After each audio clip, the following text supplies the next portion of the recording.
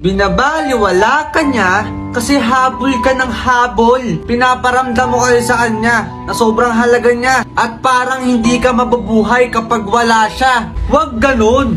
Ganito kasi yun. Kapag ang tao, binibaby mo, kahit na matanda na, may i-spoiled pa rin yan. Subukan mong baliwalain. Subukan mo i-ignore. Subukan mo naman siya ang magabol sa'yo. Subukan mo naman siya maggawa ng way para makontak ka. Subukan mo lang kung kaya mo. Alam ko naman na kaya mo. Pero kung hindi siya hahanap ng paraan para makita at makontak ka, wag mo na rin siyang kontakin. Kasi ang ibig sabihin lang yan, hindi na siya interesado sa'yo. At ang gawin mo, mag-move on ka na. Total, nasubukan mo naman baliwalayin ka, di ba?